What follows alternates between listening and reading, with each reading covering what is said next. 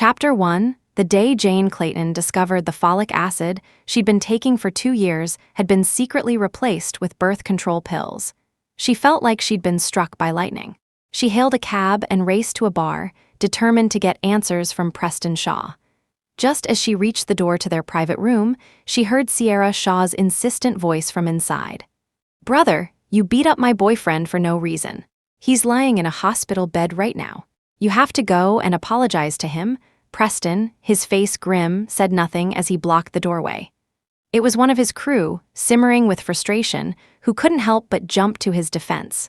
"It's because your boyfriend was cheating on you." Preston caught him red-handed and taught that rat a lesson to stand up for you, but Sierra didn't believe it. She stubbornly demanded an apology, her eyes welling up with tears of grievance as she spoke. The sight of her crying instantly softened Preston's resolve. His face cold, he snatched her phone. The moment the call connected, he had barely said the man's name when a timid voice came from the other end.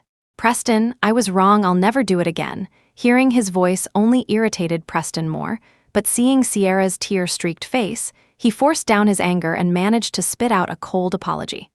"Sorry. I shouldn't have laid a hand on you." Oh, it's fine. The doctor said it's just a fracture. A few days of rest and I'll be okay." Sierra grew frantic hearing he was hurt so badly. She snatched the phone back, promising she was on her way to the hospital to be with him as she hurried out of the room. The moment she was gone, the crew erupted. "Preston, what are you apologizing for? You caught her boyfriend cheating, you stood up for her, and now you're the one in the wrong? That adopted sister of yours hasn't changed a bit. She only ever thinks of herself. Back then, you two were obviously in love, but when you were ready to defy your family for her, she said nothing. Not only that, but after you went blind saving her, she showed zero gratitude, broke up with you, and ran off to the States with another man. If you keep letting her walk all over you, she's going to be the death of you. Stop wasting your time on Sierra. You should be cherishing Jane. You've been married for years, and we can all see how much she loves you. She wants a child with you so badly, and yet you've been feeding her birth control for 2 years. If she finds out the truth, she'll be completely shattered." They pleaded with him, but Preston remained silent. Only when he heard the last sentence did he speak, his voice low. "Marrying someone I don't love is already torture. Having a child would just be piling misery on top of misery." Jane's hand, resting on the doorknob, trembled violently. A sharp pain, like a knife twisting in her heart, shot through her, so agonizing she could barely stand. She stumbled back, dragging her feet as if in a trance, fleeing the scene with nowhere to go. The cold wind slapped against her face, waking memories buried deep inside. The first time she saw Preston Shaw, a high school basketball star ruling the court, it was love at first sight for Jane. When she learned he was the campus heartthrob who, despite being chased by countless girls, remained completely unattainable, she hatched a little plan. To get close to him, she cut her hair short, signed up for basketball, and wormed her way onto the team. Before long, Jane had carved out a place in Preston's mind as one of the guys. After high school, she followed him to aviation school. It took 6 years of relentless effort before she finally earned a seat in the cockpit as his co-pilot. She had always believed that one day she could melt his heart, but a chance discovery revealed the truth. Preston was already in love with someone else. He loved his adopted sister, Sierra. For Sierra, he rejected every girl who showed interest. For her, he gave up his family inheritance to pursue a career in aviation. The blow devastated Jane, and she nearly gave up. But just as she was about to walk away, Preston was blinded in an accident while saving Sierra. And Sierra, the love of his life, refused to care for a blind man and fled the country. During those dark years, it was Jane who stayed by his side, caring for him. One night, after drinking too much, a drunken Preston mistook her for someone else and kissed her. That night, with his whispers of Rhea in her ear, Jane lived out a beautiful, fantastical dream. When she woke the next morning, Preston was sitting silently on the bed, his expression filled with regret. "I'm sorry, Janie. I thought you were someone else last night. You know my situation. Do you want financial compensation, or do you want me to take responsibility?" Her heart pounding, Jane chose the latter. And just like that, they were married, their life together polite and distant. Later, she searched tirelessly for renowned doctors and finally found a cure for his eyes. He once again became the golden boy, the favorite son of heaven standing at the pinnacle of his profession. Their life slowly fell into a routine. Even though she knew he still saw her as just a buddy, with no romantic feelings whatsoever, she was content, believing that one day she would win him over. It wasn't until Sierra returned with a boyfriend that the illusion shattered. The way his gaze kept drifting to Sierra, the way he repeatedly canceled their plans for her, the way he compromised his pride and principles for her, it all made Jane slowly realize that in all these years, he had never forgotten Sierra. But a stubborn part of her refused to let go. Until today. Today, she finally accepted her fate. After freezing in the cold wind all night, Jane finally dragged herself home in the early hours of the morning, completely soul-crushed. Preston had arrived home before her. He looked surprised to see her return so late. "Why are you back so late? Where have you been?" "A get-together with some old classmates." Jane's mind was a mess. She mumbled the first excuse that came to mind. Preston didn't seem to suspect anything. He gently pulled her into his arms. "I checked the calendar. It's your ovulation day. Don't you want a child? Tonight, wanna try?" For 2 years, Jane had tried every method she could think of to get pregnant, but with no success. She had been heartbroken, thinking there was something wrong with her body. She never imagined it was all Preston's doing. And even now, he was still lying to her. A bitter smile touched her lips. She said she wasn't feeling well and politely declined. Preston didn't doubt her. He kissed her forehead, told her to get some rest, and went into his study. The moment the door closed, Jane's phone rang. It was Director Evans, her superior in the flight department. "Jane, the annual promotion assessments are coming up. You've been Preston Shaw's co-pilot for years, but with your qualifications, you're more than ready to be promoted to captain. Are you still not considering flying solo this time?" Thinking back on everything that had happened, Jane felt an overwhelming weariness. Her voice was hoarse as she spoke. "Director, I want to fly solo, but I want the A980 route." There was a moment of silence on the other end, then the director's surprised voice. "The A980 and Captain Shaw's Y628 route are on opposite ends of the map. One goes south, one goes north. The A980 also requires a long-term post overseas. If you choose that route, your paths will never cross. It'll be difficult for you two to ever see each other." "Are you sure?" "I'm sure." Hearing the unshakable certainty in her tone, the director sighed and agreed. "All right then. I'll submit your application for promotion to captain. Once it's approved, you can report directly to the A980 route in Australia." Jane mumbled her thanks and hung up. She went back to the bedroom and took a file from a cabinet. On the cover page, in bold black letters, were the words "divorce agreement." On the last page was Preston's signature.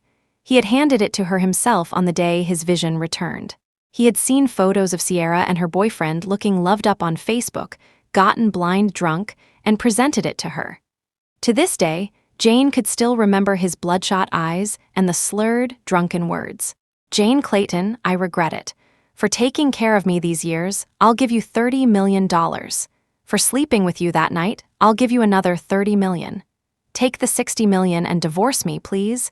I want to find Rhea. You know, I can't live without her." That night, Jane cried until she had no tears left. The next day, Preston woke up sober and never mentioned it again, having likely forgotten everything. She looked at the document and smiled softly. "Preston Shaw, I'm setting you free." She picked up a pen and, in the empty space beside his name, signed her own, one steady stroke at a time. Chapter 2, just 30 more days. Once the divorce cooling-off period was over, she would be free. At that thought, the heavy weight on Jane's heart finally lifted, allowing her to breathe. She went downstairs to wash up. By the time she returned, Preston was already asleep. Even in his sleep, he habitually pulled her into his arms, murmuring in his dreams. Every word was about Sierra. After 2 years, Jane had grown numb to it. Before, she had always believed that if she just didn't give up, she could move him. But now she understood. Everything she had done was in vain. There was no point in holding on any longer. At 9 the next morning, Jane arrived at the airport. The flight schedule posted by the office door clearly listed the week's assignments. As his co-pilot, she was scheduled to fly with Preston at 3 o'clock that afternoon. After completing her preparations, Jane entered the cockpit right on time. Preston arrived a moment later. He only had to glance at her, and she knew what he wanted, handing him his gloves. The chief flight attendant, who walked in just then, saw their seamless interaction and couldn't help but tease them. "You two are a true veteran team. The way you work together, it's a partnership no one can match. My little brother is about to graduate, and he looks up to Captain Shaw so much. He's asked me a dozen times if he'd ever have a chance to be your co-pilot. Looking at you two, I'd say he's got no shot." A faint smile touched Preston's lips as he turned to Jane. "Janie and I are a match made in heaven. We'll never be separated." If she had heard those words before, Jane would have been ecstatic. But today, she said nothing, silently adjusting her seat. The flight took off smoothly, and the journey was uneventful. But half an hour before landing, they hit a pocket of severe turbulence, and the aircraft began to shake violently. Items flew around the cabin, passengers screamed, and even the flight crew was in a state of panic. Under immense pressure, Preston remained calm, preparing for an emergency landing while reassuring everyone. Jane also fought to stay composed, her eyes fixed on the turbulent air currents ahead. After calming the cabin crew, Preston turned back, pulled out a tissue, and gently wiped the sweat from her brow, offering a small joke. "Don't be scared, Janie. If something really happens, at least we'll be buried in the same patch of ground. You could say we grew old together." Jane lowered her eyes, not responding to his words, and instead contacted the navigator. After half an hour of coordination, the plane landed safely at the nearest airport. The couple's textbook emergency landing quickly became the talk of the industry, earning them widespread praise. Their colleagues brought them coffee to help them calm their nerves, their admiration palpable.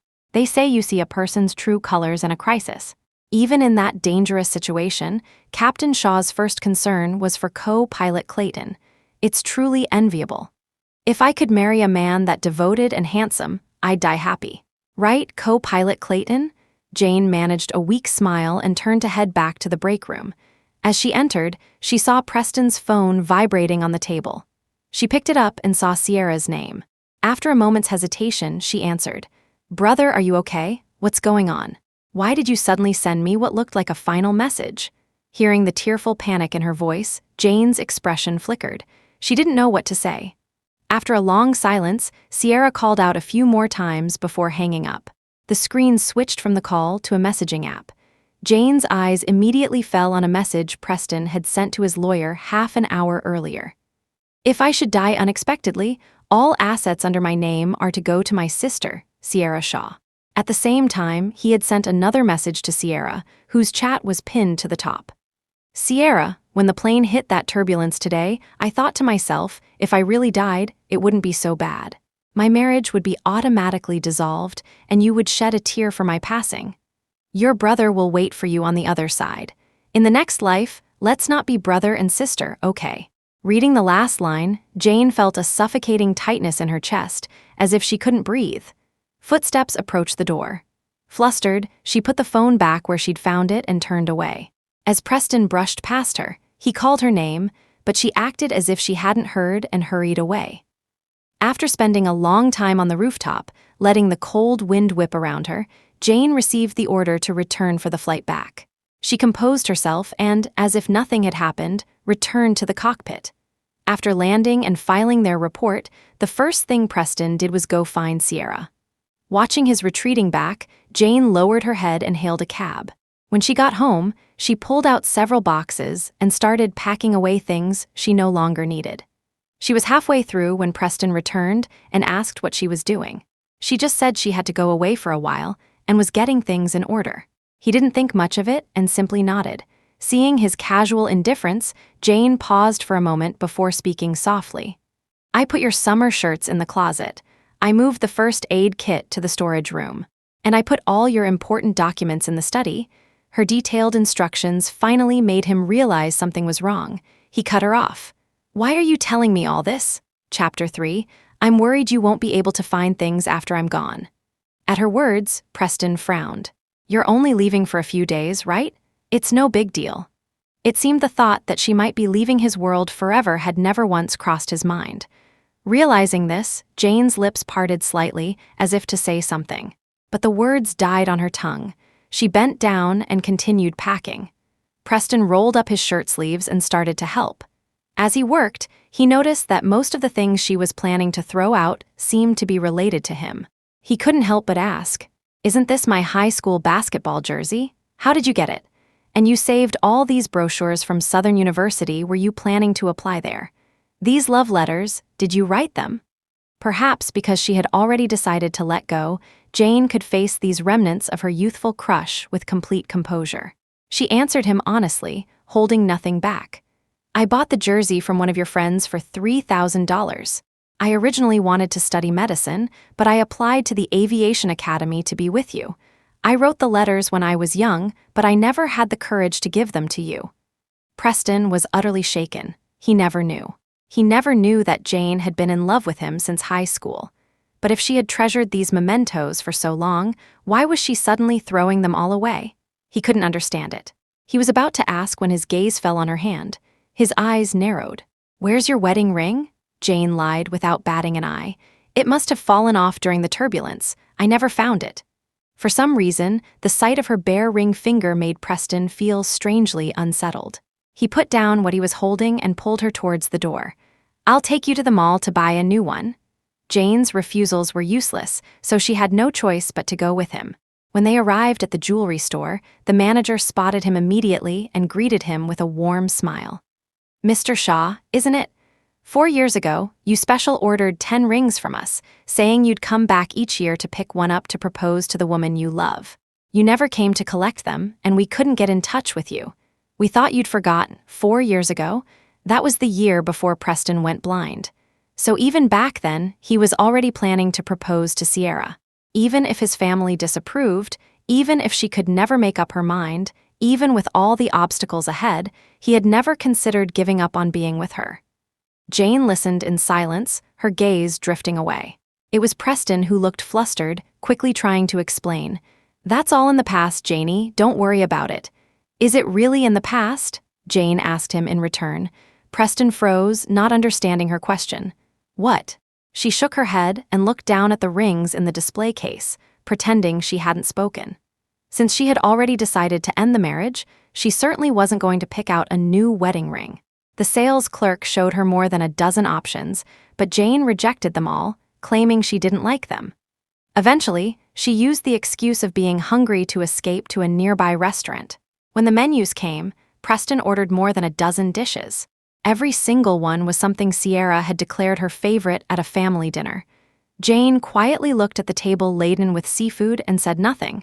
After all, he had always been like this. She was used to it. After the meal, they left the restaurant, one in front of the other. Behind them, a couple started arguing loudly. As they pushed and shoved each other, one of them accidentally knocked into Jane. She lost her balance and tumbled down a short flight of stairs, her head slamming into the leg of a marble table with a sickening crack. A horrifying gash opened on her forehead. Blood quickly soaked her clothes, pooling on the floor beneath her. She let out a muffled groan, her face turning deathly pale as she instinctively looked towards Preston. He was walking quickly, already near the exit, still on the phone. "You fought with your boyfriend. Are you really breaking up? I'm on my way."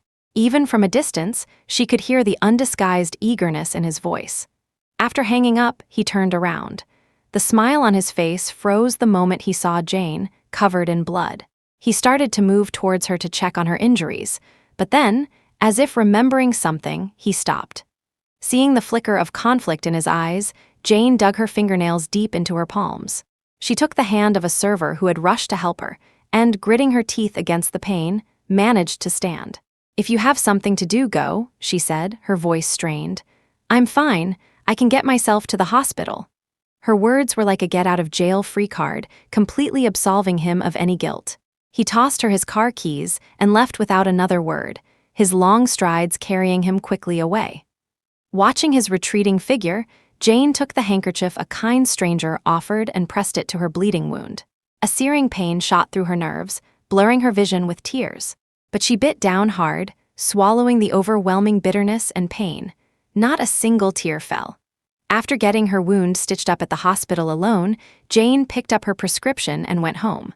She requested a week's leave from work to rest at home. During that week, Preston never came back.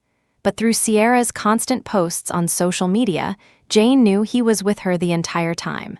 He took her to the beach to clear her head, setting up a private fireworks display for her. He peeled shrimp and fed her porridge by hand. He even dressed up in a heavy mascot costume, all just to make her smile. Scrolling to the bottom of the feed, Jane switched off her phone and blew out the candles on the small cake in front of her. She clasped her hands, closed her eyes, and made her 27th birthday wish. I wish for success in my work and career, and for my future to be everything I hope for. And I wish that after the divorce, I will never, ever see Preston Shaw again. Chapter 4. The day before her leave ended, Sierra posted a photo on her social media, showing off her rekindled romance. She was back with her boyfriend, Mason Croft. After all their drama, they had gotten back together. That same evening, Preston returned, a gift in his hand. Jane didn't get up to greet him as she usually would. She accepted the gift and was about to head back to her room. His eyes flickered as he called out to her, "Janie, there's a family dinner tomorrow night. Is your wound better? Do you feel up to going?" She nodded and asked for the time. The next day after work, Jane found Preston waiting in the garage. On the way to his parents' house, he tried to make small talk, but he never once mentioned what had happened over the past few days. Jane didn't ask either, just offered a brief reply now and then to keep the silence from becoming too awkward. By the time they arrived at the villa, dinner was already prepared. At the table, Arthur and Alina Shaw started in on them again, pleading with them to have a child. "You're both at an age where you should be thinking about it. You've been married for a few years, it's time to add a little one to the family. Preston, you may not be taking over the family business, but someone has to inherit this large corporation. And Jane, you should start preparing, too. It can be dangerous for older mothers to give birth." Preston's hand tightened around his chopsticks. He lowered his eyes and mumbled a few vague agreements. Jane didn't dare interrupt, keeping her head down and focusing on her food. The family dinner ended in a somber atmosphere. Afterward, Alina pulled Jane into a room and continued to press her, urging her to try harder. Jane just nodded along, and after what felt like an eternity, she finally escaped, desperate for some fresh air on the balcony. Before she could even push the door open, she heard Sierra's choked sobs from outside. "Brother, you're not allowed to have children." Preston was leaning against the railing, smoking, saying nothing. Seeing his silence, Sierra's crying grew louder. "If you have a child, you'll start focusing on your own family, and you won't be as good to me anymore, will you?" Preston's eyes reddened. He suddenly grabbed her hand. "Sierra, are you just taking advantage of the fact that I love you to manipulate me like this? Back then, I took 99 steps toward you, ready to do anything, no matter how crazy, just to be with you. But you wouldn't even take one. Later, when I went blind, you ran away without a second thought. I never blamed you for any of it. Now you're telling me I can't have children. What about you? Have you ever thought about how much it hurts me to see you with someone else?" Hearing this, Sierra felt no guilt. Instead, she cried even harder. "Brother, I do love you, but it's a love I can't bear. I was an orphan, drifting from place to place until the Shaw family adopted me and gave me a life of comfort. Mom and Dad threatened me. They said if I really got together with you, they would disown me, kick me out of the family. I wouldn't be the Shaw family's daughter anymore. I can't give up everything to fight the world for you. Please, forgive my cowardice, okay? Since you love me so much, can't you just accept me unconditionally for the rest of our lives?" Her heartfelt plea seemed to drain all the strength from him. Preston's hand fell limply to his side. His throat worked for a long moment before he managed to force out 2 sentences. "I won't have children. I never will." Sierra threw herself into his arms, looking up at him with tear-filled eyes. "Really? Yes." Witnessing the entire scene, Jane let out a self-deprecating laugh. It was a long time before she finally looked away. Her clenched fist slowly opened, revealing the bloody crescent marks on her palm. Of course they wouldn't have children. After all, he had already been secretly feeding her birth control pills for 2 years. She turned silently and walked back downstairs. After the dinner, as Preston was getting the car to go home, Sierra pulled open the back door. "It's still early. A friend gave me some tickets to a concert. Brother, why don't you and Jane come with me?" Preston hesitated, but he seemed unable to refuse her request and agreed. When they got to the theater, Sierra acted overly friendly, holding Jane's hand and chatting away, but every word was a thinly veiled boast. "You know, Jane, my brother doesn't actually like music or art at all." It was only after I started learning the violin that he began to take an interest in these things for my sake. There's a musician I really admire, and when my brother found out, he flew all the way to Europe and pulled all sorts of strings just to get them to record a birthday video for me.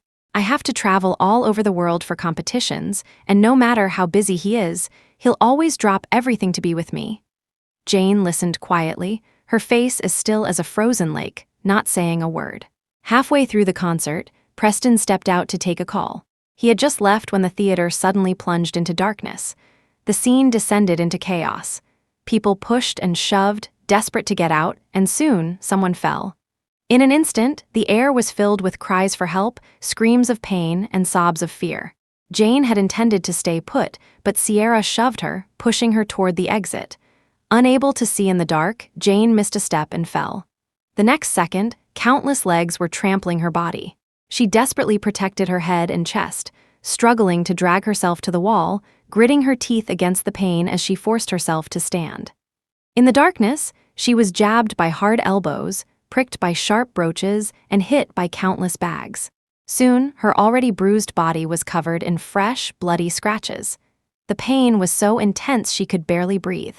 She clung to the railing, finally managing to escape the crush. In the crowded hallway, Jane's eyes immediately found Preston. He was carefully shielding someone, guiding them toward safety. They weren't far, and she could clearly hear Sierra's relieved sigh. "Brother, thank goodness you came back in time and protected me. I didn't get hurt at all. We're safe now, you should go rescue Jane. She's still trapped in there." Preston only glanced back at the swarming crowd before him, not moving an inch. "There are too many people. I'll get you out first and come back later." Watching the two of them walk away, clinging to each other, Jane let out a silent, bitter laugh. She dragged her exhausted body along with the flow of people, slowly leaving that place of turmoil. Half an hour later, just as she got out of a cab, she ran into Preston at her front door. Seeing her, his eyes filled with concern as he pulled her inside. "Janie, are you hurt? It was so chaotic in the theater, I couldn't find you." "I'm sorry." Jane didn't expose his lie, just quietly pulled her hand away. The bright overhead light illuminated her wretched state. Seeing her shocking injuries, Preston's heart trembled slightly. He went into the bedroom to get the first aid kit and happened to pull open a drawer. His brow furrowed as he picked up the divorce agreement and turned to Jane. "What is this?" Chapter 5. Before he could open it, Jane snatched it back with lightning speed. "My old contract expired. This is the new one I signed." He had only caught a glimpse and didn't see the words on the cover, but her swift action sparked a flicker of suspicion in his mind. "Really?" Jane nodded calmly. Preston felt something was off and was about to press further when a notification from Sierra popped up on his phone. "Brother, are you free this weekend? I have a charity performance. Can you come with me?" He immediately forgot about the document, his full attention now on replying to the message. He chatted for half an hour. When he finally looked up, he saw that Jane had already treated her own wounds. "You're busy. I can handle it myself." Her voice was soft, but her words landed on Preston's heart with the weight of a mountain. He looked at her bruised and swollen face, taking a long moment before he said, "Janie, we're husband and wife. You don't have to be so formal with me." "Not for much longer," Jane murmured under her breath. Preston didn't catch what she said. He stepped forward to help fasten her bandage. "What did you just say?" Feeling his gentle touch, Jane's eyelashes trembled and she changed the subject. "Nothing. My grandfather's memorial is in a couple of days. If you're free, would you come with me to the cemetery?" Preston agreed. For the next few days, they went to work and flew their routes as usual. After their shifts, they would go home together, often enduring light-hearted teasing from their colleagues. Preston would always smile and play along, but Jane showed no reaction. Gradually, he noticed her mood was off. He prepared a candlelight dinner and tried to comfort her patiently. "Mom and Dad aren't pushing for kids for the first time. Marriage is between the two of us. I don't care if we have children or not. Don't put so much pressure on yourself. Let's just let nature take its course." The flickering candlelight illuminated his handsome face. Jane couldn't help but think of the spirited young man on the basketball court. She put down her fork and knife, her voice flat and emotionless. "Then let's not have them. We can stop the medication too." At her words, Preston froze, an unnatural expression crossing his face. "Don't be so discouraged. Let's keep taking the medicine. You never know, we might get a pleasant surprise." Jane watched him quietly, then a small smile touched her lips. Yes, you never know what surprises might be in store. She was preparing a very big surprise for him, his freedom. It was a sleepless night. The next day, Jane woke up early and ordered a bouquet of chrysanthemums. Just as Preston pulled up to the cemetery, he got a call from Sierra. "Brother, didn't you say you'd come with me to my performance in Linwood? Where are you?" "Isn't the trip tomorrow?" Preston frowned, and a petulant complaint came from the other end.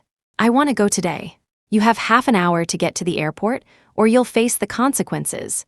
Her threatening tone made Preston rub his temples in frustration. He was about to turn and talk it over with Jane when he saw her head bowed, her fingers stroking the pocket watch her grandfather had left her. In an instant, he remembered Walter Clayton's dying words a year ago, how he'd made Preston promise to take good care of his granddaughter. The excuse he had prepared died in his throat. He glanced at his watch and changed his approach. "I have something to do in a little while. Let's head up the hill quickly. Can we pay our respects and be gone in 10 minutes? Jane agreed. But just as they reached the tombstone, Preston's phone chimed again. It was the special notification tone for his messaging app. He opened it and saw that Sierra had just posted a picture of 2 plane tickets. The caption read, "Spur-of-the-moment trip to Linwood. Who's free to join me?" The next second, Mason Croft liked the post. A wave of panic hit Preston. Forgetting everything else, he turned to leave, tossing a single sentence over his shoulder. "Janie, I have to go. Be safe." Chapter 6, watching his retreating figure, Jane didn't try to stop him. She placed the flowers in front of the tombstone by herself and spoke to her grandfather for a long time. "Grandpa, I've decided to get a divorce. You'd be happy for me, wouldn't you? After all, you were the one who noticed Preston didn't love me. That's why you made him swear on your deathbed that he would never betray me. But you can't force love, and I've finally realized that. I don't want to waste any more time on someone who isn't worth it." As she spoke, a wave of sadness washed over her, but it wasn't for Preston. It was for the version of herself who had refused to let go. After murmuring for over half an hour, she finally left the cemetery. At the bottom of the hill, she turned on her phone and saw dozens of missed calls. They were all from Preston's crew. She opened her messaging app and saw a flood of messages from them. "Jane, Preston was in a car accident. You have to get to the hospital. Quickly." The moment she read those words, Jane's eyelids started twitching uncontrollably. She hailed a cab and rushed to the hospital. As soon as she reached the operating room, she saw a doctor hurrying out. "The patient is hemorrhaging, and the hospital's blood bank is low. Is anyone here O negative?" None of the 4 or 5 men present had the right blood type. The crew was frantic. They turned, saw her, and immediately rushed over. "Jane, I remember Preston saying you two have the same blood type, right?" Jane froze for a second, then nodded. In the next moment, she was being pushed into the blood transfusion room. As the nurse prepped her arm, she went through the standard questions. No genetic diseases, no anemia. Staring at the needle so close to her skin, Jane paused for a moment before replying. "I'm a pilot. I'm perfectly healthy. Go ahead." The sharp needle pierced her skin, and crimson blood flowed through the tube into the collection bag. From 100 cc to 200 cc, and then 300 cc. Jane's face grew paler and paler, and she started to feel dizzy. Once the bag was full, the nurse pulled out the needle. But the blood from the puncture wouldn't stop flowing. No amount of pressure could stop it. The nurse panicked, calling for a doctor while trying to manage the bleeding. Soon, blood soaked through her sleeve, dripping down her arm. Jane felt a leaden weight in her lower abdomen, and the pain was so intense she couldn't help but curl into a ball. A cold sweat broke out all over her body, her vision blurring. Her consciousness began to fade, her eyelids growing heavier and heavier. When she woke up, the room was empty. After a night's rest, she still felt weak but had regained some strength. Worried about Preston's condition, she asked a nurse for his room number. As she slowly approached the door, she heard a clamor of voices from inside. "Preston, you crashed your car because you were speeding to the airport for Sierra again, didn't you? We've warned you so many times, why won't you ever listen? While you were in surgery, we called Sierra over and over. She didn't answer a single call. Instead, she was posting pictures of her vacation with her boyfriend on Instagram. Don't you feel like you're wasting your devotion on a lost cause?" Jane was on her period, and she still gave so much blood for you, the doctor said, if she hadn't already been at the hospital. Losing that much blood could have been fatal. Stop being so blind and look at the people who are actually here for you, will you?" Amidst their pleading, Preston remained silent. After a long time, Jane finally heard his hoarse voice. "Rhea didn't know I was in an accident. If she had, she would have come right away. As for Janie, I'll compensate her." Compensate? Hearing those words, Jane laughed. After everything she had given him, if he were to repay it all, it would probably take him a lifetime. And even then, he'd still be in her debt. Chapter 7, Preston stayed in the hospital for a week. During that time, he sent numerous messages to Sierra, telling her about the car accident. But aside from a few superficial inquiries, she never once came to visit him, continuing to post travel photos on her social media. Every time he saw them, his expression would darken.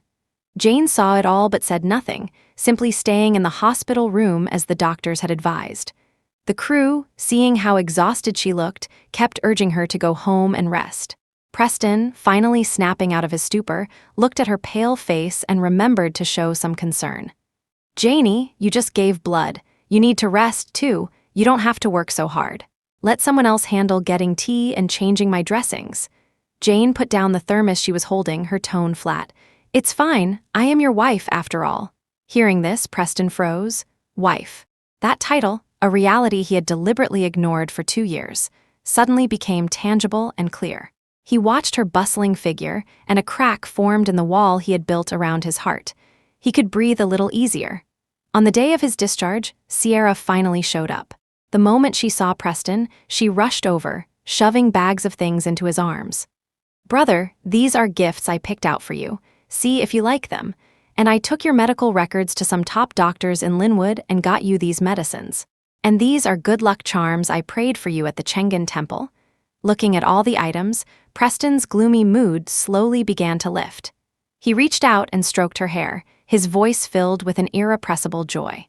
"Just knowing you care this much is enough for me. Don't run around like this anymore. I don't want you to get tired." Jane stood a short distance away, holding her bag, watching the increasingly cheerful siblings. She got into the driver's seat. On the way back, Sierra chattered on about her trip, and Preston watched her with a doting expression. Halfway there, she said she was hungry, and he immediately wanted to stop the car to take her for a meal. When they looked at Jane for her opinion, she simply said she was tired and drove home alone. After arriving at the villa, she was carrying in the things Sierra had brought when a small piece of paper fell out from between the bags. She picked it up. It was a small note with the words, "Please leave a good review," and a shop name written on it. Jane took out her phone, searched for the shop, and quickly found it. She saw it sold all sorts of miscellaneous goods, from travel souvenirs to good luck charms. Everything imaginable. As she scrolled, the memory of Preston's radiant smile from earlier flashed in her mind, and a small, ironic smile formed on her own lips.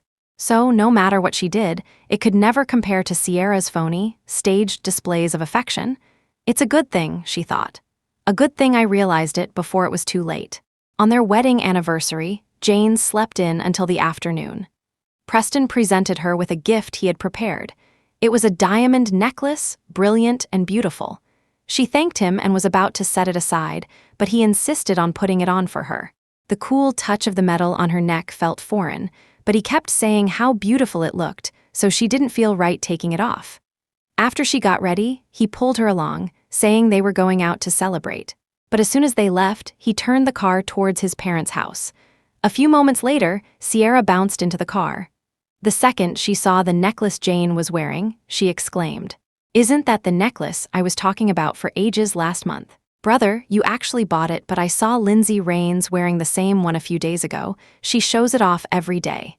If Jane wears it and you run into her, won't that be awkward?" So, it was something Sierra didn't want, and that's why he gave it to her. A flash of understanding crossed Jane's face, quickly replaced by her usual placid expression. It was Preston who looked uncomfortable. He tried to explain, but she cut him off. "It's fine, I don't mind. Where are you heading, Sierra?" "My brother and I are going out to celebrate. Today is the 20th anniversary of the day we met. 20 years ago today, my brother brought me home from the orphanage. But what about you, Jane? Why are you tagging along?" Chapter 8. The awkwardness on Preston's face deepened. he interrupted their conversation. "Today is also my wedding anniversary with Jane. Let's all celebrate together." Sierra let out a long "oh," a teasing smile playing on her lips as she looked over. A wedding anniversary. Brother, haven't you ever thought about having a proper wedding ceremony with Jane? The way things are, it's like you were forced into marriage. Preston's face grew darker and darker until he finally snapped her name. Sierra finally fell silent, but her own expression had soured, and she spent the rest of the drive staring out the window without another word. The atmosphere in the car was suffocating. When they finally reached their destination, Jane saw Preston's crew waiting as soon as she got out of the car. Acting as if they couldn't even see Sierra, they swarmed around Jane, greeting her warmly and ushering her inside. She wasn't used to being the center of attention. After a while, she made an excuse about needing the restroom and planned to slip away. But as she stepped out, she saw Preston, who had disappeared at some point, pulling Sierra aside, explaining with a helpless look on his face. "You need to watch what you say in front of Janie." Sierra, fuming, shot back, "What did I say that was out of line? It's your friends who give me the cold shoulder every time they see me. Why don't you teach them a lesson?" "Fine, I'll talk to them later. I'll tell them to respect my little princess the same way they respect me. Don't be angry anymore, okay?" Sierra's anger finally subsided a little. "Don't let it happen again," as Preston placated her. A smile slowly spread across his face. It was the first time Jane had ever seen him with such a sweet expression. So, around someone he loved, Preston could be just like any other boy in love. She let out a soft sigh and turned to go downstairs. The floor below was buzzing with people. She hadn't gone far before Sierra caught up and grabbed her arm. "Jane, why are you leaving without a word? Is it because you know you can't compete with me? You know my brother's heart belongs to me, so you're just running away, aren't you?" Seeing the triumphant look on her face, Jane pulled her hand free, her voice cold. "I never wanted to compete, and I'll be leaving soon anyway, so you can rest easy." Sierra didn't understand what she was talking about, the mockery in her eyes deepening. "I heard you've been trying to get pregnant. Let me tell you the truth. You will never have my brother's child if I hadn't left back then. You never would have had the chance to crawl into his bed. You're nothing but a desperate clinger who slept her way to the top. Calling you my sister-in-law is a compliment." With that, Sierra shoved her hard. Jane stumbled backward, crashing into a nearby table and sending wine bottles smashing to the floor. The group of men drinking there, their good mood shattered, angrily got up to teach them a lesson. Tears of pain welled in Jane's eyes, but she saw 3 or 4 large men grabbing bottles, ready to attack. As a bottle was raised, her heart seized, and her eyes widened in terror. Not far away, Sierra, equally terrified, let out a piercing scream. Preston, who had just arrived on the scene, kicked the instigator away and pulled Sierra into his protective embrace. The next second, a heavy blow landed on Jane's head. Glass shattered. Blood began to pour from the wound, the metallic scent filling the air. She felt like her head was splitting open, her face turning deathly white. Soon, Preston's crew came down to help, and the two groups broke into a full-blown brawl.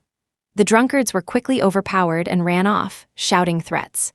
In the chaos, Jane clutched her bleeding head and heard several people calling her name. She looked up only to see Preston holding a frightened Sierra and walking away. From beginning to end, he never once asked if she was okay. Chapter 9, the doctor said it was a superficial wound, nothing serious. The group of friends in the room breathed a collective sigh of relief. Looking at Jane, who had just received several stitches, they felt a sense of helplessness. Finally, one of them stepped forward to offer some comfort. "Jane, we told Preston what happened in the group chat.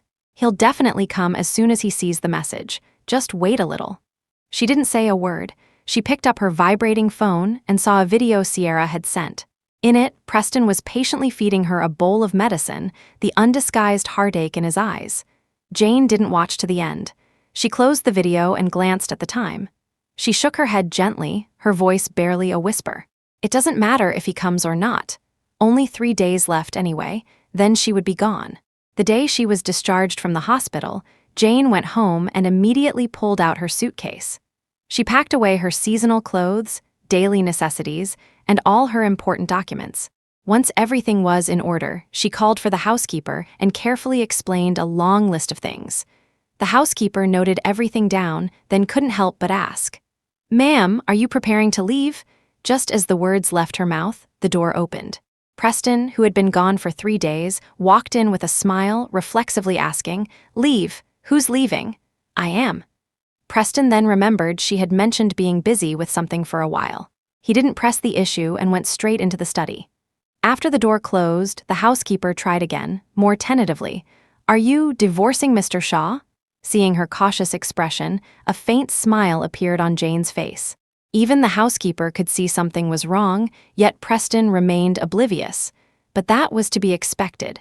His heart and mind were completely filled with Sierra. How could he possibly care about her? After a night's rest, Jane placed the divorce agreement in the safe and then left for the airline with her suitcase. On her way, everyone she passed congratulated her. Preston, walking behind her, heard this and looked surprised. He was about to ask what the congratulations were for when the director of the aviation department approached them. "Co-pilot Clayton, there's a meeting shortly that you need to attend before you leave. And Captain Shaw, as her family, you can't be absent either." Jane thanked him politely. Just as she was about to enter the office, Preston stopped her. "What meeting are you attending?" Jane knew. It was the promotion and commendation ceremony. After the meeting, she would be heading to another country to start a new career and a new life. At that thought, her long, gloomy heart finally saw a glimmer of light. She decided to tell him everything right here. But before she could speak, Preston picked up his phone. Standing close, she could clearly see the screen. It was a post from Sierra announcing that her boyfriend was about to propose. The words that had risen to her throat were stuck. She stared at Preston, silently counting down in her head. 3, 2, 1. Just as she reached 1, he looked up, his face grim, and offered a quick explanation. "Janie, something's come up. I can't make it to the meeting and I can't see you off. Be safe on your way." After she nodded, he didn't linger for a second, turning and walking away. This time, Jane called out to him, "Your birthday is in a couple of days. I left a gift for you in the safe. Don't forget to get it." Preston was in no mood to think about birthdays. He hurried away. After his back disappeared down the corridor, Jane slowly walked towards the conference room. 10 minutes later, the promotion and commendation ceremony officially began. Jane walked onto the stage with calm composure and accepted the certificate of honor reserved for captains. Over the past 5 years, Jane Clayton has demonstrated outstanding performance and exceptional work results. The company has decided to promote her from co-pilot to captain in this assessment period. She will be assigned to the A980 route, effective immediately. Amidst the relentless applause, Jane faced the audience and took a deep bow. After the ceremony, she picked up her suitcase, bid farewell to all her colleagues, and turned to leave. "Preston Shaw, I don't regret the past, but from now on, you and I will be on opposite sides of the world, our paths never to cross again. Goodbye forever." Chapter 10. When Preston Shaw saw Sierra's post announcing her boyfriend's impending proposal, he felt like he'd been electrocuted. The phone nearly slipped from his grasp. In that instant, the world around him blurred. His mind was consumed by a single, frantic thought. He could not let Sierra marry Mason Croft. He completely forgot about the upcoming meeting, ignored the unspoken words in Jane's eyes, and practically sprinted towards the airport. He started the car with such urgency that the tires screeched against the pavement, leaving a black mark. On the highway, his foot was glued to the accelerator, the car moving so fast it felt like it might take flight. His hands gripped the steering wheel, knuckles white from the force, his mind a tangled mess, yet singularly focused on one thing: stopping that proposal. He knew he was married, that his actions were morally wrong, but his deep-seated love for Sierra made it impossible to stop. In that moment, all reason was thrown to the wind. Preston stood beneath Sierra's apartment building, staring up at the lit window, his heart churning with a storm of emotions. After a long moment, he strode into the elevator, his heart pounding in time with its ascent. The elevator doors opened to the sound of Sierra's sharp cries, mixed with the crash of breaking objects and a man's pleading voice. Preston's heart tightened. He rushed to the apartment door, which was ajar, and pushed it open. The scene before him sent a surge of rage through his veins. Sierra was standing in the middle of the living room, clutching a piece of women's lingerie, her face pale and streaked with tears. Across from her, Mason Croft's clothes were in disarray, and next to him stood an equally disheveled woman. It was obvious they had just been caught in bed. "Sierra, listen to me. I can explain." Mason tried to grab her hand, but she violently shook him off. Explain what? Explain why you were in my bed with this woman. Explain why you were saying you'd marry me while sleeping with someone else." Sierra's voice trembled, tears falling like broken pearls. Preston's fists clenched tighter. He strode forward, grabbed Mason by the collar, and slammed a punch into his face. Mason staggered back, blood seeping from the corner of his mouth, but he glared back defiantly. "Preston Shaw, you hit me once, that was enough. Are you getting addicted to it?" Mason wiped the blood from his lip and sneered. "Sierra's heart has always been with you. We've been together for years, and she wouldn't even let me touch her. Isn't it because she still has you, her precious brother? You two are disgusting." Preston's fury ignited. He lunged forward with another punch, sending Mason crashing to the floor. The woman beside him screamed and scrambled away. Preston loomed over him, his voice ice cold. "Get out. And don't ever let me see you again." Mason climbed to his feet, wiped his bloody face, and shot a cold look at Sierra. "Sierra, stop pretending you're so pure. You know you love your brother, yet you stay with me. Don't you feel sick? We're done." "I've had enough." He grabbed the other woman and stormed out of the apartment, slamming the door behind him. The room fell silent, filled only with the sound of Sierra's sobs. Preston turned to see Sierra huddled on the floor, her face buried in her hands, her body shaking. His heart felt like it was being squeezed in a vice. The pain was excruciating. He went to her and gently pulled her into his arms, whispering, "Don't cry, he's not worth it." Sierra leaned against his chest, her tears soaking his shirt. Her voice was choked and broken. "Brother, I'm in so much pain. I love you, but I've been trying to settle for someone else. But we can't be together. I'm selfish, I know, because I can't bear to be thrown out of the Shaw family, to give up the life I have now. What am I supposed to do?" Preston's heart jolted.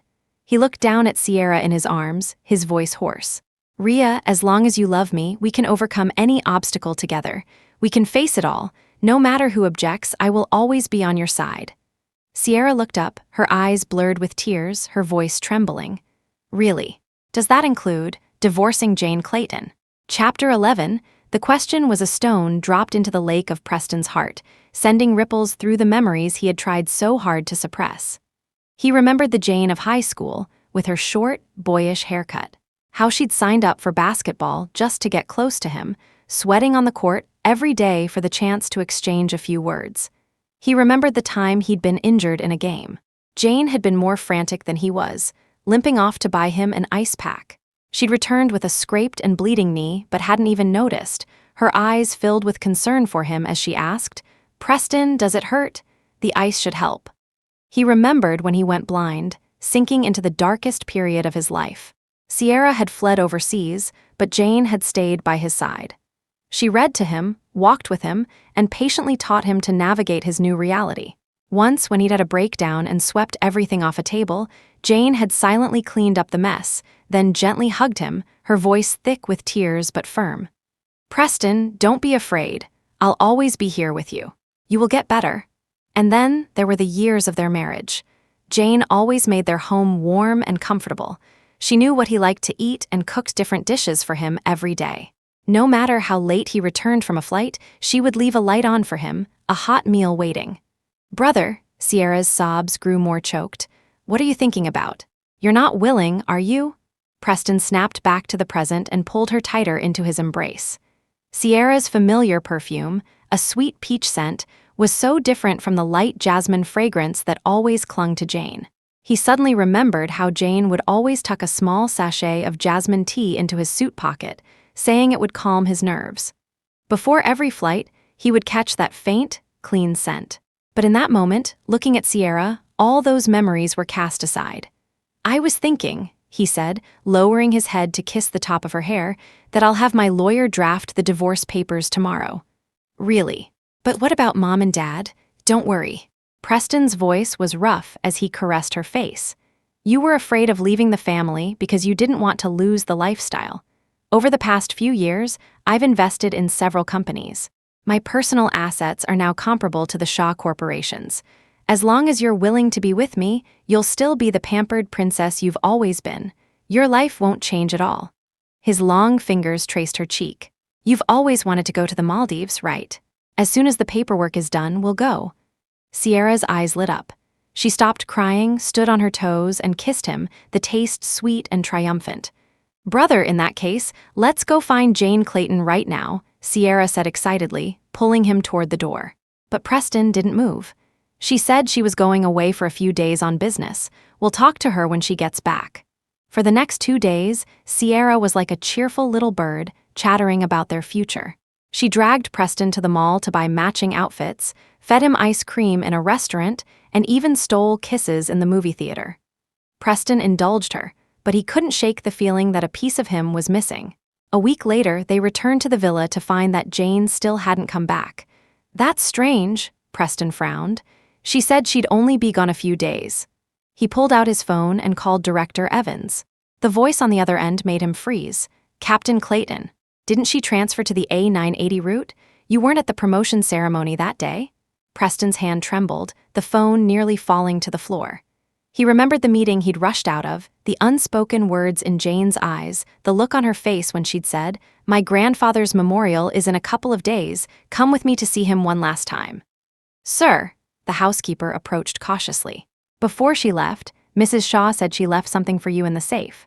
Preston practically flew into the study. Inside the safe lay a folder. The words divorce agreement on the cover seared his eyes. He frantically flipped it open. On the final page were 2 signatures. When was this signed? He murmured to himself. Memories flooded back like a tidal wave. It was the first month after he regained his sight. He'd seen a photo of Sierra and her boyfriend on social media and gotten blind drunk.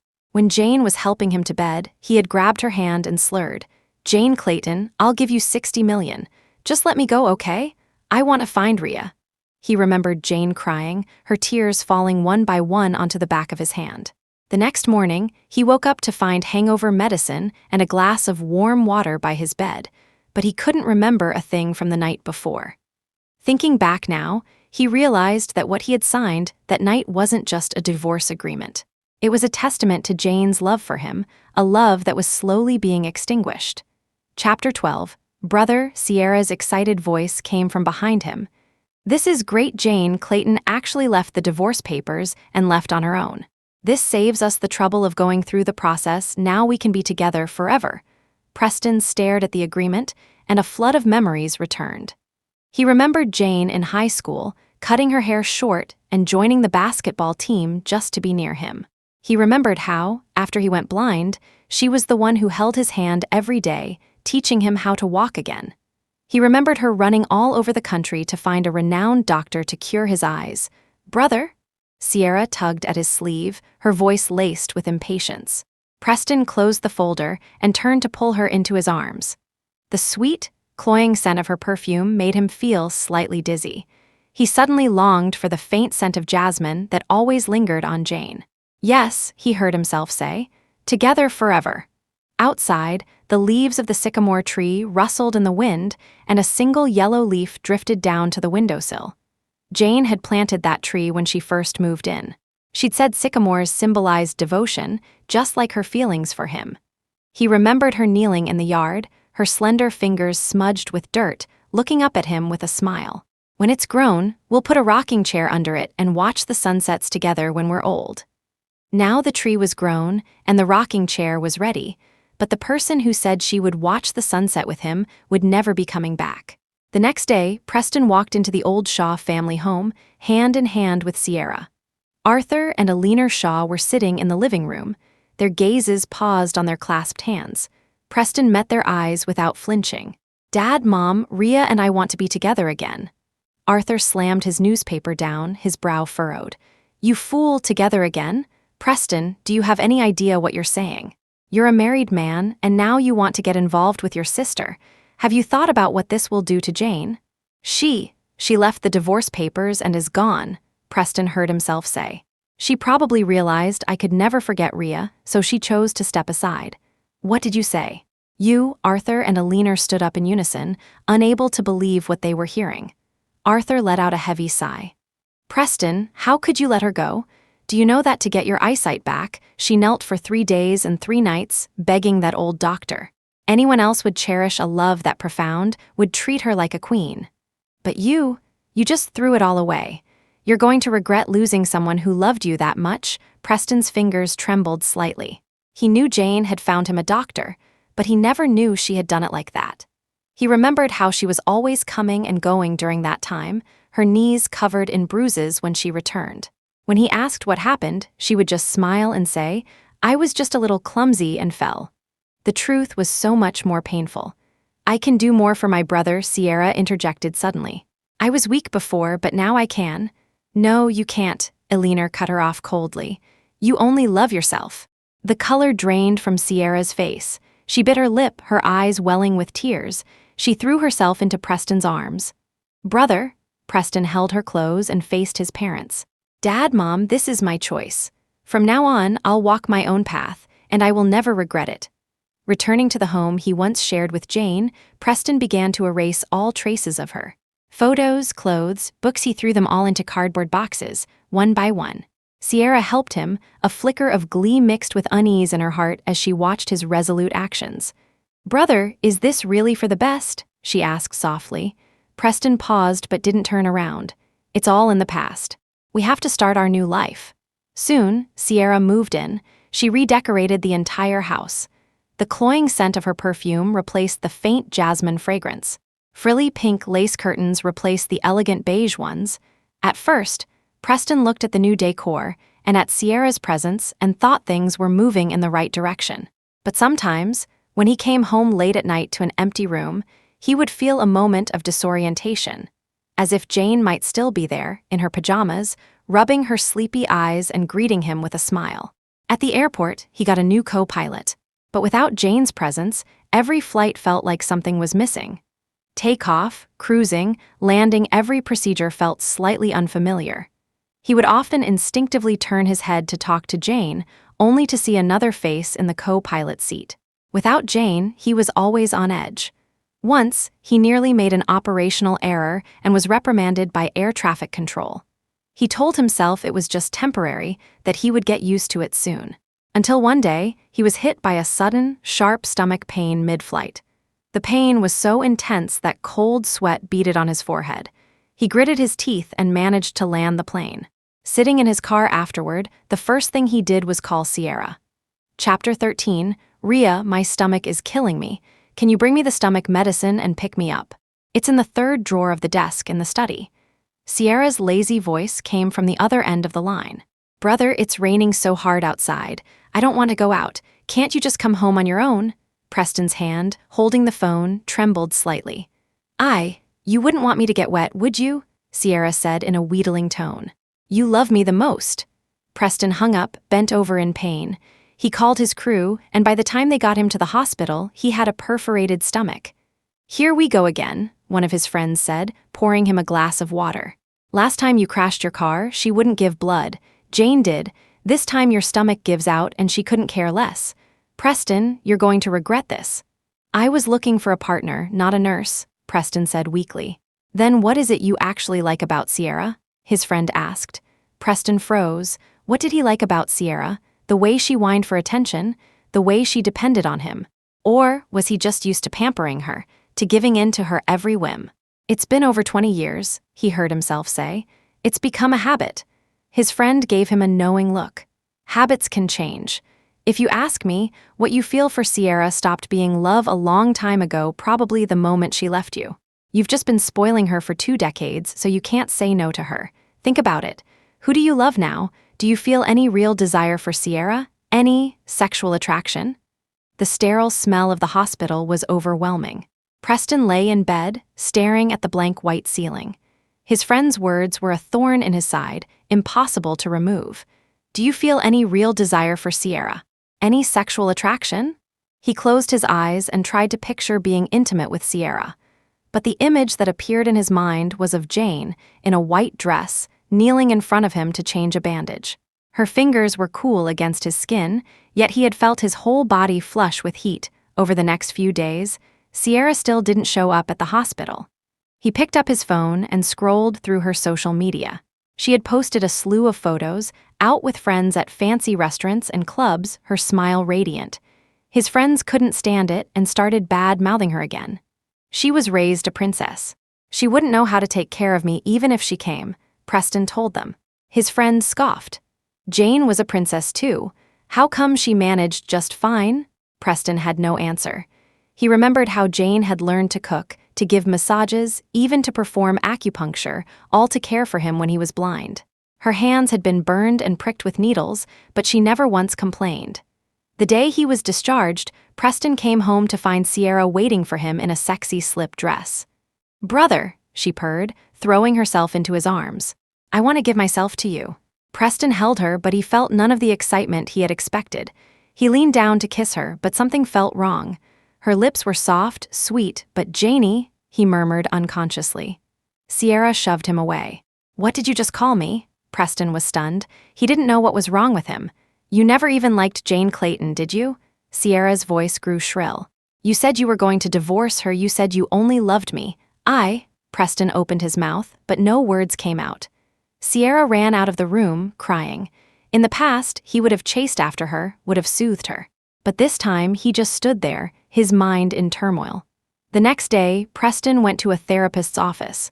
"What does it feel like to be in love with someone?" he asked the doctor. The therapist asked him a series of questions.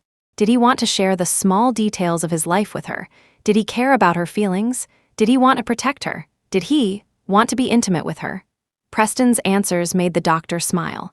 "It sounds like you're describing your feelings for a sister. But I've loved her for over 20 years, Preston mumbled. "Are you sure it's love?" the therapist countered. "Or is it just a habit?" Preston felt like he'd been struck by lightning. He thought about his feelings for Sierra. He wanted to spoil her, protect her, make her happy, but he'd never wanted to be intimate with her. And Jane, he remembered her in her captain's uniform, the focused look on her face as she brewed ginger tea, the way her eyelashes trembled when she stole a kiss. His heart suddenly began to race. I don't know," he heard himself say. The doctor smiled gently. "Emotions are complex. Sometimes we think we love one person, when in reality, we just love the feeling of loving them, the habit of having them around. That could be friendship, it could be familial love, but it's not necessarily romantic love. You need to think carefully about who you truly want to spend the rest of your life with." When Preston left the clinic, the sunlight was so bright it hurt his eyes. He stood on the street, suddenly craving the ginger tea Jane used to make. When had that simple warmth become such an essential part of his life? He pulled out his phone and scrolled to Jane's number. After a long hesitation, he sent a message. "How have you been?" The moment he sent it, a red exclamation mark appeared. Jane Clayton had blocked him. Chapter 14. In that moment, he felt as if all the blood had been drained from his body. A wave of unprecedented panic washed over him. He had never felt this way before, not even when Sierra had left him. That had been painful, but this was a despair that cut to the bone. He took a deep breath, forcing himself to calm down. He managed to coax Sierra back home. She was still wearing the sexy slip, her eyes a mix of anticipation and defiance. She moved closer, her fingers tracing a line across his chest, her voice husky. "Brother, let's finish what we started last time, okay?" Preston looked down at her, trying to lose himself in the temptation before him. He kissed her, his fingers sliding down to her waist, but his mind uncontrollably conjured an image of Jane, her soft moans beneath him, the tears glistening at the corners of her eyes as she whispered his name. Their bodies had known each other so intimately, a perfect fit. His movements suddenly froze. Cold sweat broke out on his forehead. He shoved Sierra away, his breathing ragged, his heart hammering against his ribs. "What's wrong?" Sierra stared at him, a flicker of unease in her eyes. Preston didn't answer, his mind a chaotic whirl. He finally realized that his feelings for Sierra had never been love. He pampered her, protected her, but it was the affection one has for a younger sister. Jane was the one he truly wanted. We can't do this anymore," he said, his voice a hoarse whisper. The color drained from Sierra's face. She shrieked, "Brother, what do you mean? Didn't you say you only loved me? Didn't you say we'd be together forever?" Preston didn't answer.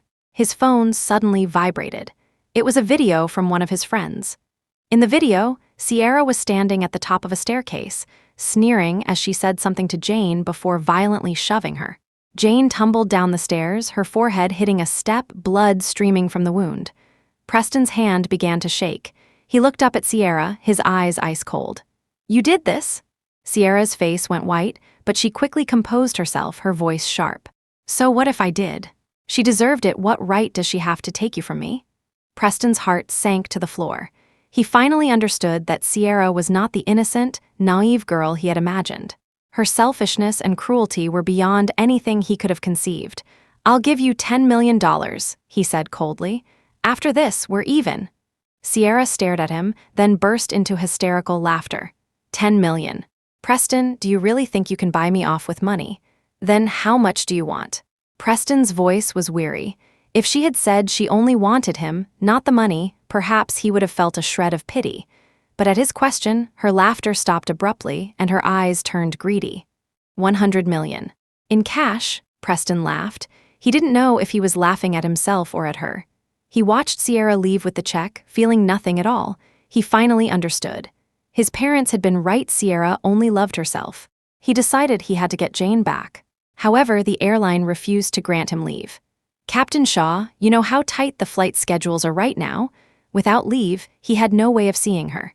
Their routes were on opposite ends of the globe, their paths designed never to cross. Preston didn't hesitate. "Then I resign." His superior's eyes widened in shock. "Captain Shaw, this is a huge decision. You should think it over." Preston shook his head firmly. "There's nothing to think about. My mind is made up." He knew Jane loved him deeply. He was sure that if he went back to her, she would take him back. He flew to the city where Jane was based, his heart filled with anticipation as he found her address. But as he stood on the street corner, watching her from a distance, he saw her walking side by side with another man. The man was tall and handsome. He was leaning down, saying something to her, and Jane laughed, her eyes soft and gentle. A sharp pain seized Preston's heart. He had never seen Jane smile at another man like that. The man reached out and affectionately ruffled her hair, a gesture so intimate it was blinding. Preston stood rooted to the spot, feeling as if all the strength had been drained from his body. Chapter 15. Preston felt as if a sledgehammer had slammed into his chest, knocking the air from his lungs.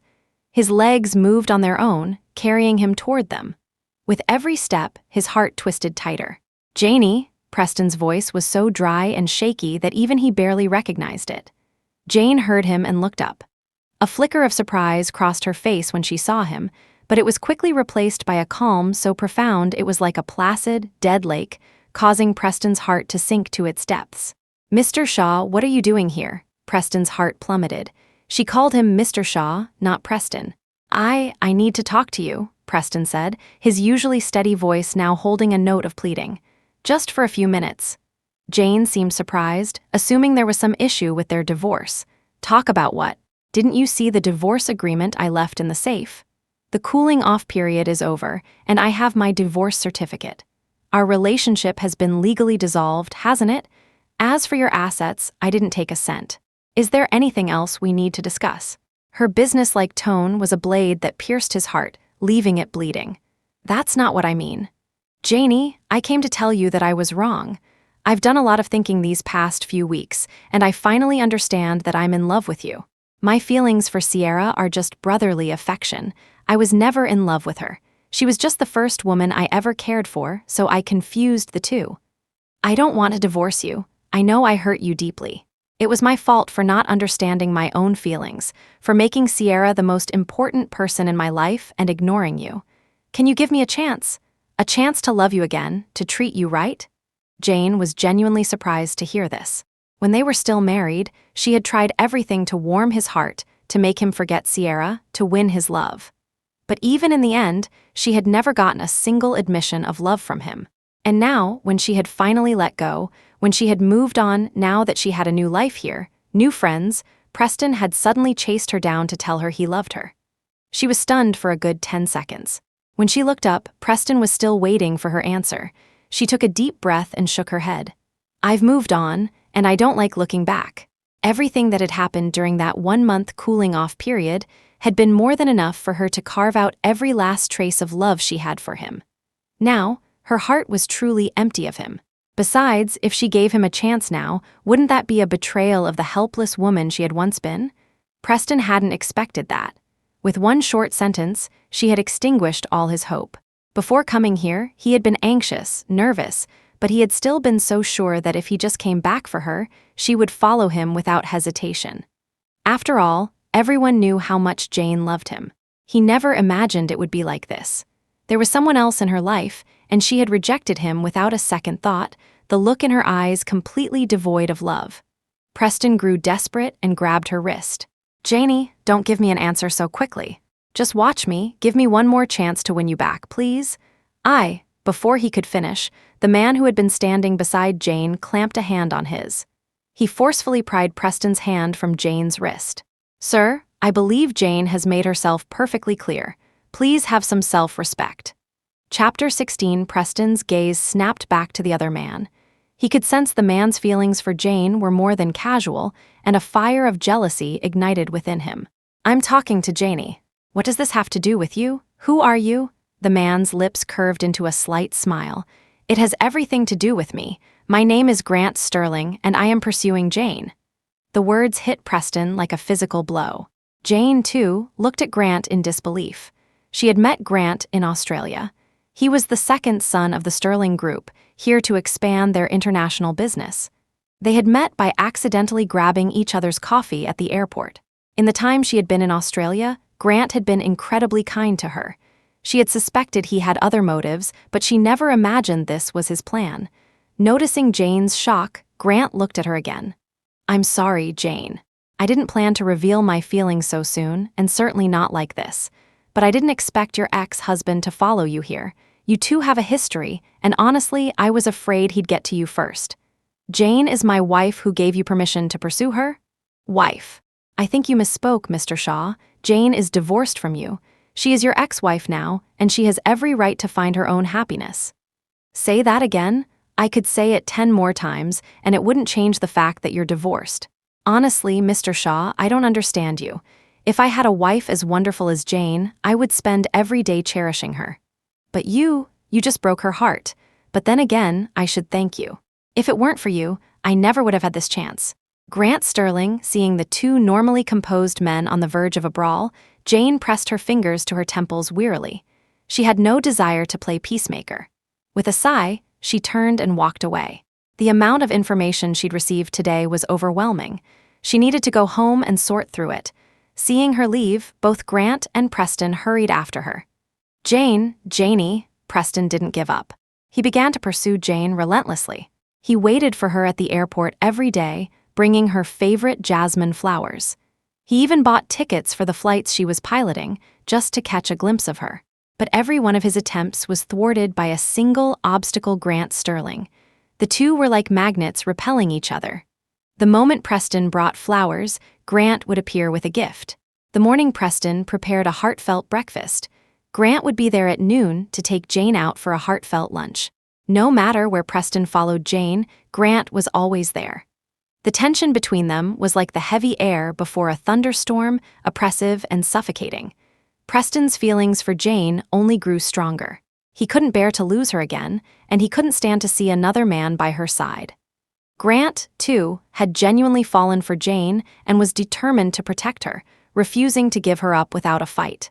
Then Jane's annual leave approached. Grant, who had been planning for a long time, invited her on a trip to a small private island he owned. The island was stunningly beautiful, with turquoise waters, white sandy beaches, and coconut groves tinted orange by the setting sun. Grant's voice was laced with a hint of nervousness and hope. "Jane, you've been working so hard. You've always wanted to see the ocean, and the sea here is the clearest you'll find. Will you come with me?" Jane saw the hope in his eyes and knew how much effort he must have put into this. After a long pause, she finally nodded. "Okay, let's go together." The news quickly reached Preston. Chapter 17. Preston didn't waste a second, booking a flight with a heart full of anxiety. Jane wasn't surprised to see him there. For a while now, it seemed wherever she went, he was sure to follow. The island was just as Grant had described, a dreamlike paradise and the perfect place to unwind.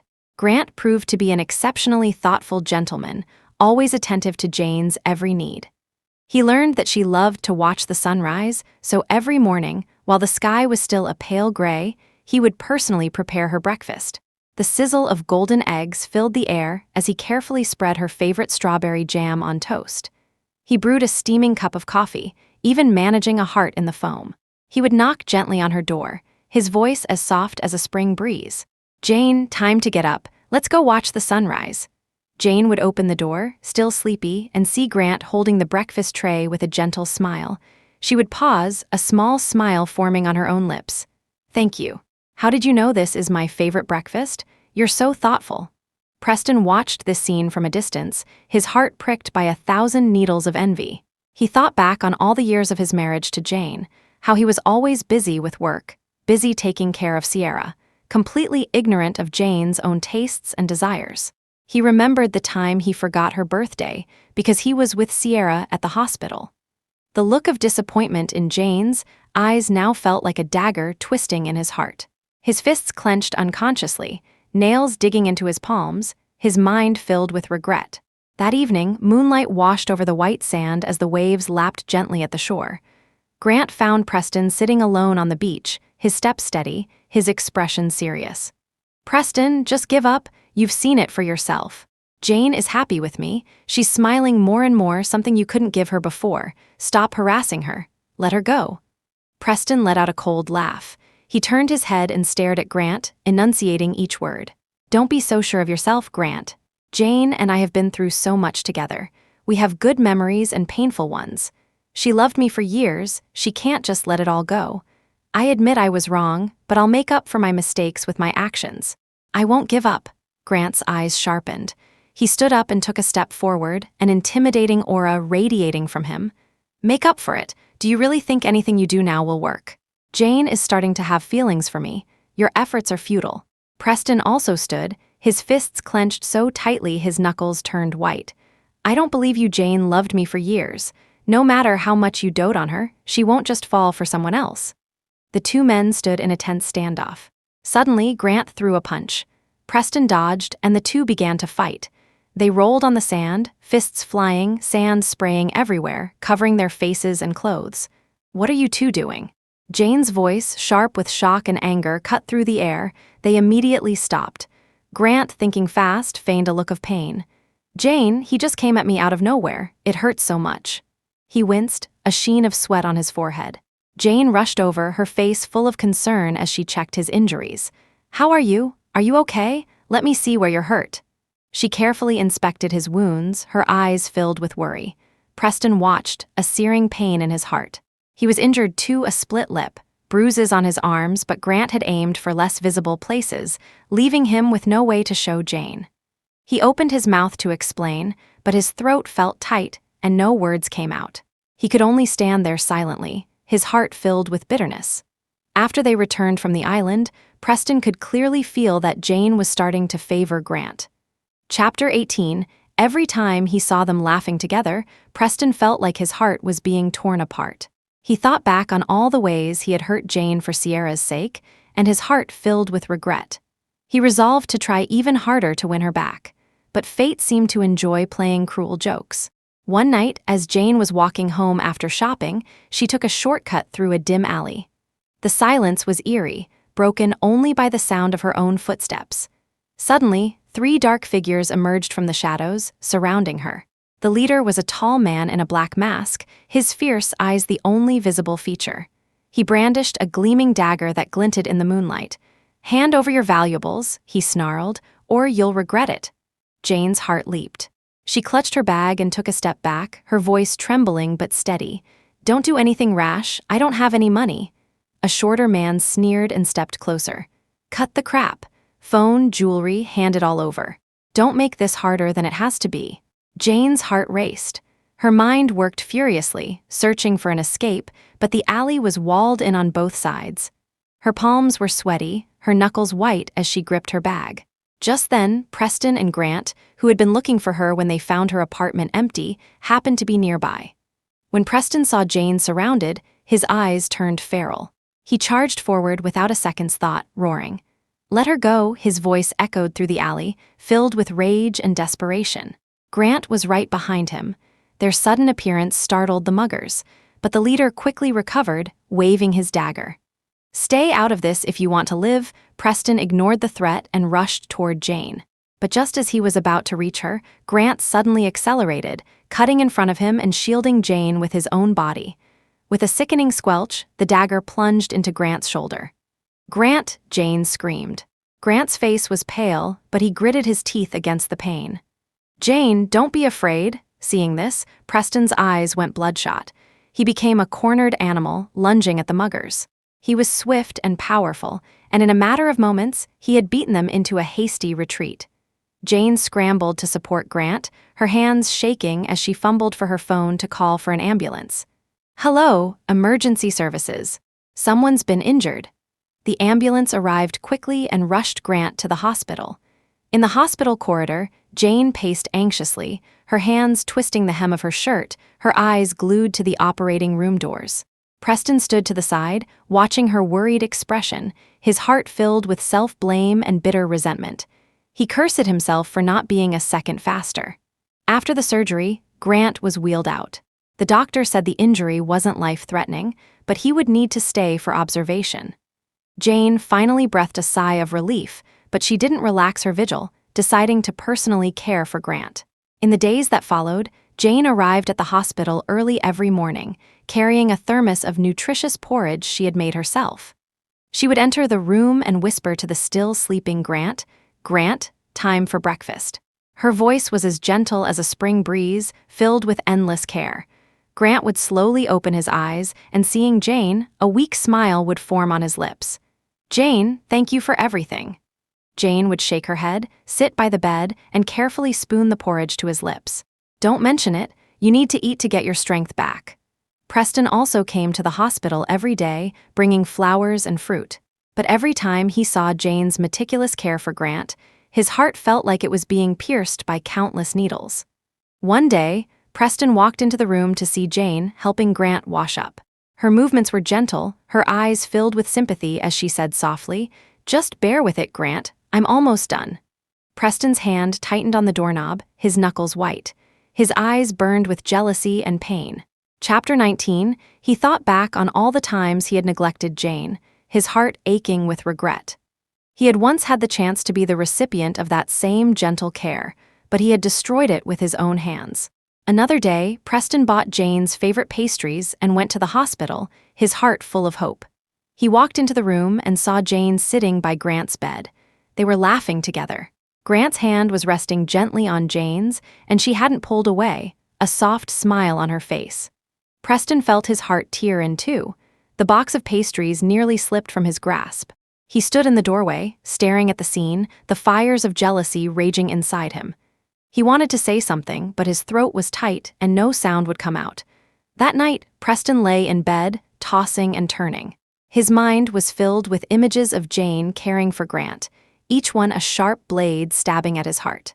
Finally, after Jane had once again finished caring for Grant and returned home, she was about to unlock her door when a figure blocked her path. The man pulled her into his arms and kissed her fiercely. Jane struggled, thinking she was being attacked by a stranger, until the faint moonlight revealed his face. "Preston." She pushed against his chest with all her might, shouting, "Preston, are you insane?" Preston's eyes were bloodshot. He pleaded with her, his voice raw and desperate. "Yes, I'm insane. I'm going crazy with jealousy. Janie, don't be with him. I can't take it. I know I was wrong. Please, just give me one more chance. I really can't live without you."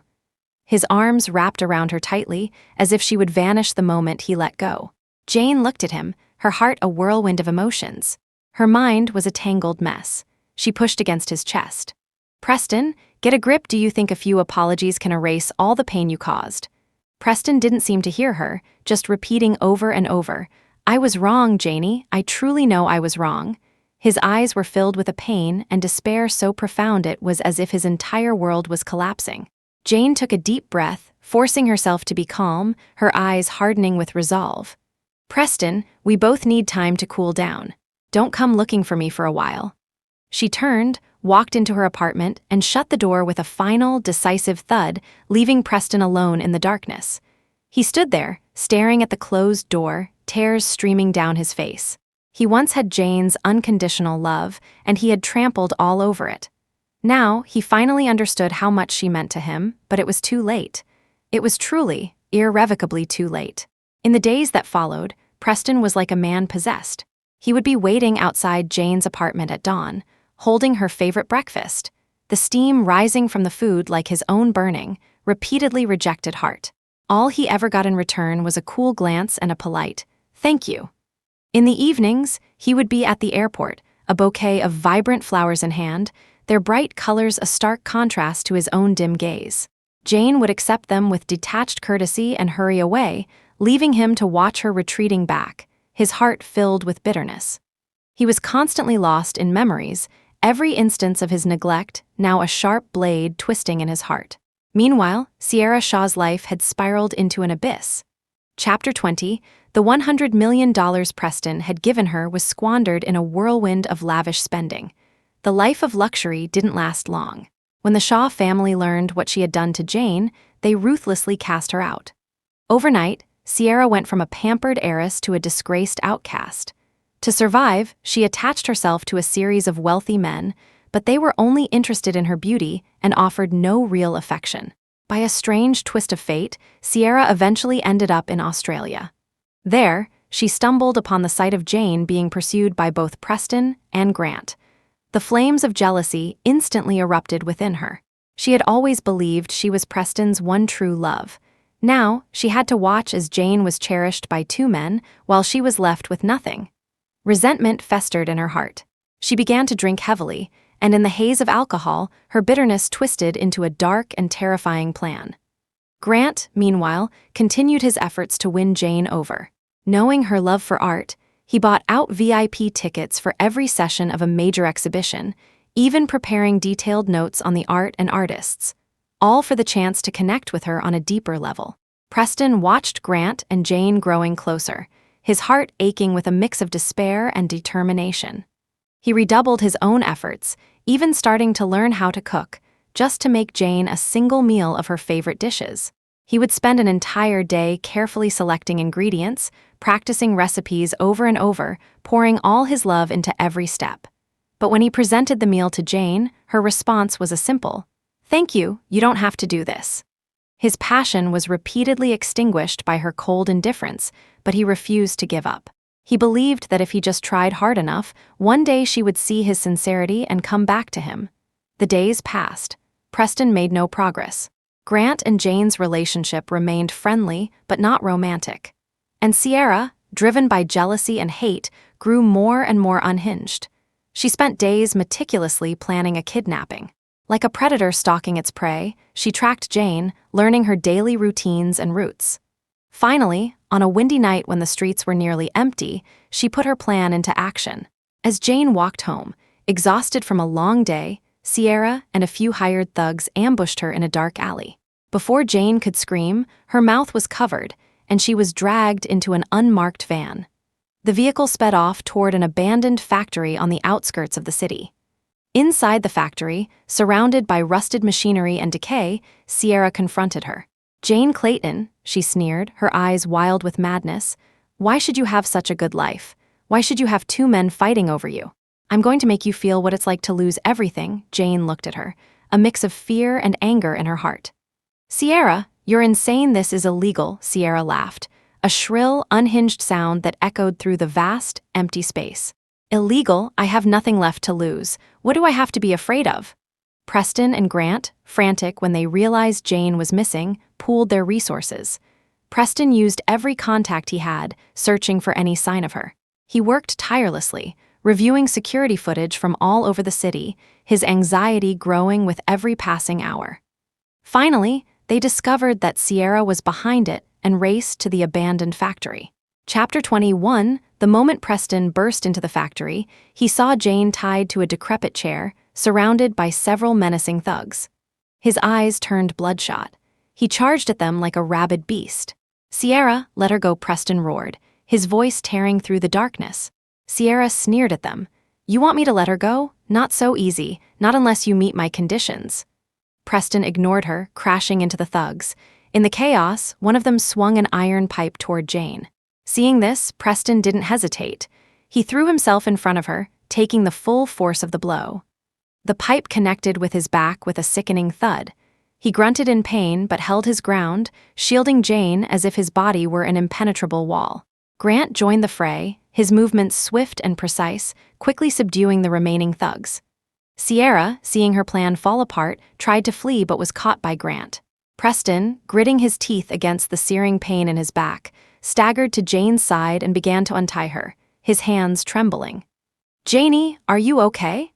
Jane looked at the injured Preston, a complex emotion flickering in her eyes before her expression returned to one of calm neutrality. After Jane was rescued, Sierra was arrested for kidnapping. In police custody, she reflected on her life of reckless indulgence and her current downfall, her heart filled with regret. She finally realized her jealousy and greed had not only destroyed others, but had also ruined her own life. In court, she confessed to her crimes and was sentenced accordingly. In prison, she began to reform, determined to start anew.